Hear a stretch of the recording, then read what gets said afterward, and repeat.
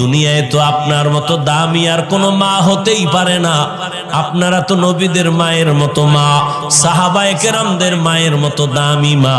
আপনারা তো খাদিজা রাদিয়াল্লাহু আনহার মতো নারী, ফাতেমা রাদিয়াল্লাহু আনহার মতো দামি নারী, খাদিজা রাদিয়াল্লাহু আনহা, আয়েশা রাদিয়াল্লাহু আনহার মতো দামি নারী, ইসমাইল নবীর মা হাজেরা আলাইহিস সালামের মতো দামি নারী। আপনারা তো ঈসা নবীর মা মারিয়াম আলাইহিস সালামের মতো দামি নারী। আজ নগর কান্দার স্টেজে সারা নগর কান্দা ফরিদপুরের মানুষ তাকাইয়া তাকাইয়া দেখছে এই মাদ্রাসা থেকে যারা হাফেজে কোরআন হয়েছেন, আলেমে কোরআন হয়েছেন, আজকে তারা মর্যাদার ফজিলতের পাগড়ি নিলেন। কিয়ামতের দিন আমার আল্লাহ নিজের কুদরতের হাতের দ্বারা এদের মাথায় মুকুট পরাবেন।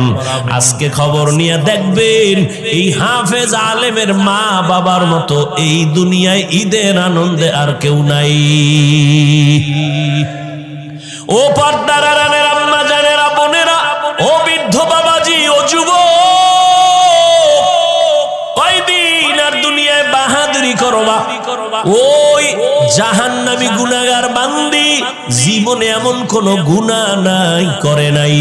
একদিন রাস্তা দিয়া রওয়ানা, হঠাৎ দেখে রাস্তার কিনারায় একটা কুকুর ক্ষুধার তৃষ্ণায় কান্না করে, জিহ্বা বের হয়ে গেল। ওই আল্লাহর বান্দি জাহান্নামী অন্তরের মধ্যে মায়া জন্ম হয়ে গেল। দৌড়াইতেছি, কোথায় একটু পানি পাই, কুকুরের প্রাণটা ঠান্ডা করি। দৌড়ায় গেল, খুঁজে খুঁজে একটা পানির কূপ পাইয়া পানি উঠাবে, কিন্তু পানি অনেক নিচে, উঠাবার কোনো পাত্র নাই। আল্লাহর বান্দির পায়ে ছিল চামড়ার মোজা, মোজাটা খুলিয়া আল্লাহর বান্দি যখন পানি উঠাইতে চাইলো, দেখে মোজার নিচে আরো পানি, কেমনে উঠানো যায়? আল্লাহর বান্দির মাথায় বড় একটা ওড়না পেঁচানো ছিল। এত বড় জাহান্নামী নারী, গুনাহগার, এরপরেও বড় ওড়না মাথা ঢেকে চলে। আর বর্তমান মুসলমানের সন্তান আমার বোনেরা মাথায় ওড়না তো পরেই না, টুকটাক যা পরে তাও গলার মাফলা বানায়া ফ্যাশন করতেছি। ওড়না পরে না।